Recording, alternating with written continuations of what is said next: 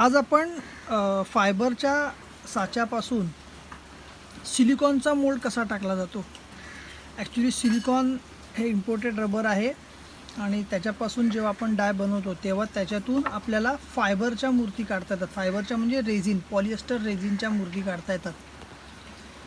तर जेव्हा आपण हा मोल्ड टाकतो तेव्हा आपल्याकडे असलेला जो मास्टरपीस आहे तो फायबरचा चालतो, POPचा चालतो, मातीचा चालतो. फक्त जर का फायबरचा मोल्ड आपल्याला टाकायचा असेल तर आपण याच्यावर लिक्विड सोप लावायचा असतो, जो कोणत्याही कंपनीचा चालतो. हा लिक्विड सोप त्याच्यावर लावल्यानंतर तो सुकून द्यायचा व्यवस्थित. एक 5-10 मिनटं आपण त्याच्यावर थांबलो आणि तो सुकून दिला तर आपण नंतर त्याच्यावर सिलिकॉन टाकून सिलिकॉनचा आपण डाय बनवू शकतो. तर आज आपण सिलिकॉनचा डाय कसा बनवायचा आहे हे बघणार आहोत. तो अभी ये सिलिकॉन रबर मैंने लिया है.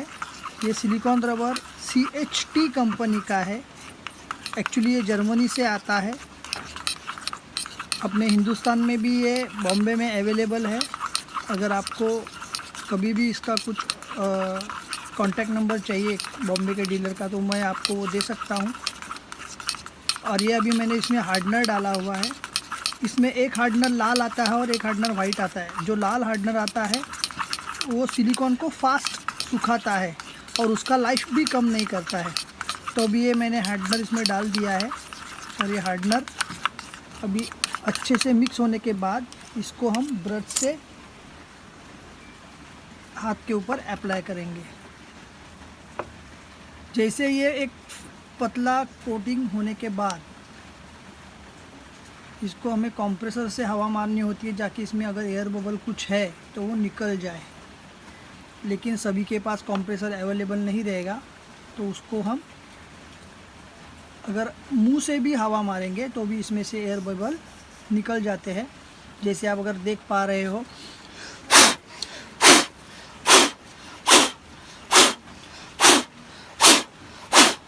तो ऐसे हमें इसके हवा मारनी है. जैसे मेरे पास अभी एक पैर का हमें डाय डालना है.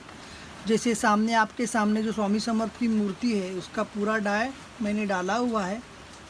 तो उसके जो दूसरे स्पेयर्स है हाथ और पैर ये अलग किए हुए हैं ताकि इसका कास्टिंग अच्छे से हो सके. तो ये अभी मैंने दोनों को कोटिंग कर दिया है.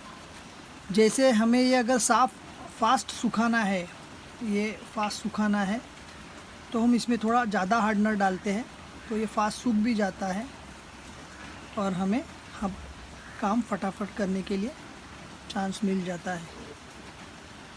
तो अभी मैंने पूरा कोट सिलिकॉन का इसके ऊपर बस से कर दिया है. जैसे ये भी मैंने पतला सा कोटिंग किया है. कोटिंग करने के बाद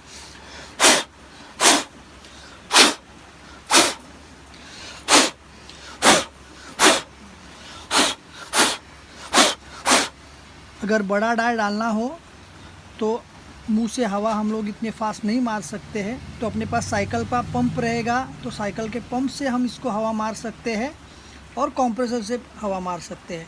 अभी इसको सूखने देंगे फिर नेक्स्ट कोट. अभी ये जैसे मैंने मुंह से हवा मारा था अभी हम लोग ये कंप्रेसर मेरे हाथ में जो पेनगन है चालू है तो जो पेनगन है इससे हम लोग इसको हवा मार रहे हैं अच्छे से.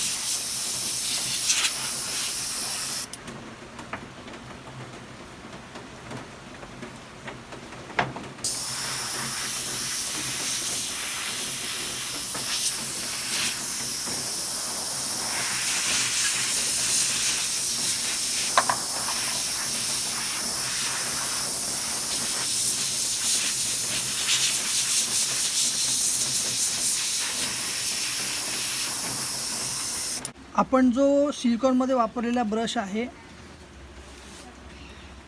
हे थिनर आहे जे हार्डवेयर दुकानात मिलता.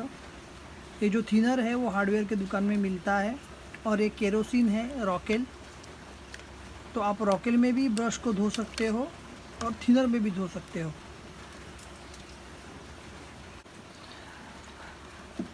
अब हम जब ये 2 और 3 कोट होने के बाद कहीं कहीं पे रबर पतला हो जाता है, यानी अपना जो कोटिंग है वो पतला हो जाता है। तो बहुत कम जगह पे अगर ये लगाना है तो उसको हम ऐसे थोड़ा एक एक्रेलिक का प्लेट लेंगे। एक्रेलिक के प्लेट के ऊपर वो रबर मिक्स करके उसको छुरी से जहाँ जहाँ पे वो पतला है वहाँ पे लगा देंगे।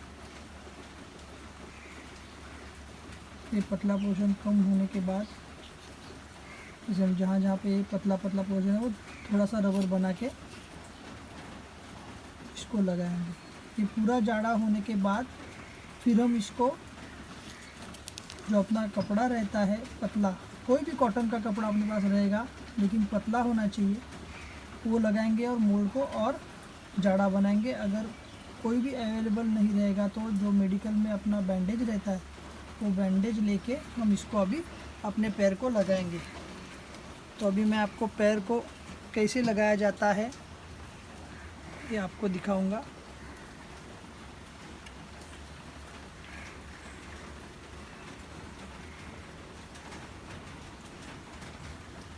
जैसे अगर आप इसको हाथ से उंगली से टच करेंगे तो ये इतना चिकना है। जब ये इतना गीला रहेगा उसके बाद हम उसको ये कपड़ा लगा सकते हैं। एकदम सूखने के बाद अगर हम कपड़ा लगाने जाएंगे तो कपड़ा चिपकेगा नहीं। तो ये ध्यान रखना है कि अपना रबर गीला रहना बहुत ज़रूरी है। तो ये जैसे आराम से अभी ये बैंडेज का कपड़ा जो है वो इसको चिपक रहा है। सिलिकॉन डाई डालने के बहुत सारे तरीके रहते हैं,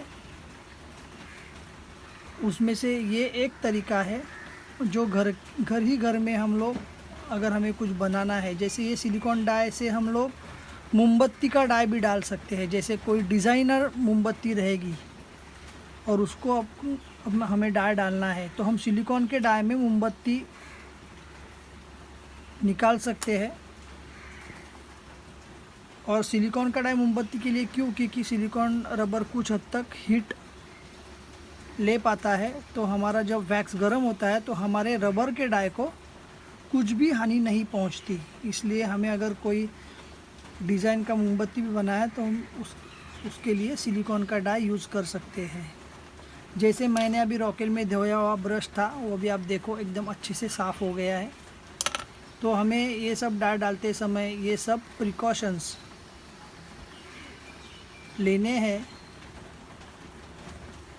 कि अपना ब्रश ख़राब नहीं हो।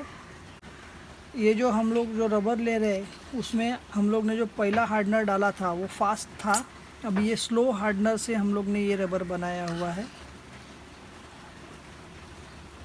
ये जो हार्डनर का रेशो है, एक्चुअली सिलिकॉन रबर फास्ट अगर हमें हार्ड नहीं करना है, स्लोली जाना है तो उसका 24 आवर्स 12 घंटा ऐसा अलग अलग सूखने का टाइम रहता है। लेकिन हमें जब मोल्ड फास्ट सुखाना होता है तो हम उसका हार्डनर का रेशो बढ़ा देते हैं और वो फास्ट सूख जाता है। जैसे कि इसका जो प्रॉपर हार्डनर का रेशो है वो 1 किलो को 50 ग्राम यानी 100 ग्राम्स को 5 ग्राम ये हार्डनर रेशो है। लेकिन हमें अगर ये फास्ट सुखाना है तो हम इसको दुगना या तिगना मिक्स कर सकते हैं तो ये फास्ट सूख जाता है। जैसे हम लोग ब्रश का डाई जब डालते हैं तो हम उसको इतना टाइम तक रुक नहीं सकते। जैसे ये लाल हार्डनर है उसका जो रेशो है वो 3 घंटा है, 3 घंटे में वो सूख जाता है।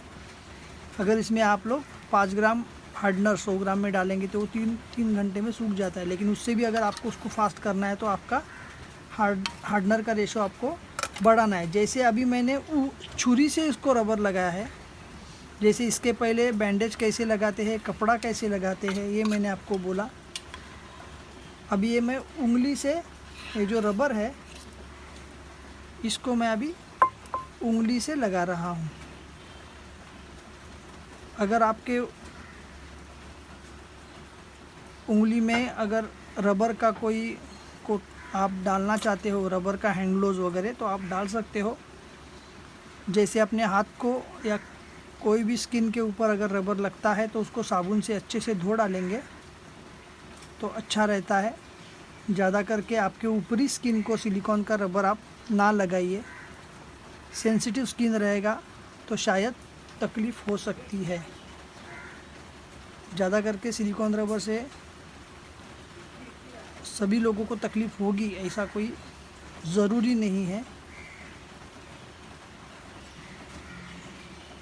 लेकिन हम अपनी प्रिकॉशन ज़रूर लेंगे। तो अभी मेरे हाथ में कोई भी रबर का उंगली नहीं है, लेकिन कोई सेंसिटिव स्किन जिसकी रहेगी उन्होंने ज़रूर हैंड ग्लोव्स पहन लेना चाहिए अगर उंगली से काम करना हो तो जैसे ये कोटिंग होने के बाद अगर हम लोग वैक्स का यानी मोमबत्ती बनाना चाहते हैं, कोई डिज़ाइन का कोई चीज़ बनाना चाहते हैं, तो हमें ये डाई जो है, मोल्ड जो है वो मज़बूत जाड़ा बनाना पड़ता है। तो हम इसको जितने चाहिए उतने कोटिंग करके इसको जाड़ा बनाएंगे और ये पूरा होने के बाद फिर अपना मोल्ड का काम ख़त्म होता है। जैसे अगले वीडियो में ये होने के बाद इसके ऊपर फाइबर से एक कवर किया जाता है ताकि अपना रबर का मोल्ड होने की वजह से वो हिलता है, यहाँ वहाँ ना जाए, मज़बूत रहे, उसके लिए इसके फाइबर का कवरिंग किया जाता है। तो वो कवरिंग अपना अगले वीडियो में आएगा जो आप ज़रूर देखना। तो आपको सिलिकॉन मोल्ड से कोई भी ऑब्जेक्ट के ऊपर डाई कैसे डालना है और उसके ऊपर फाइबर का कवर कैसे डालना है, ये पूरी जानकारी मिल सके।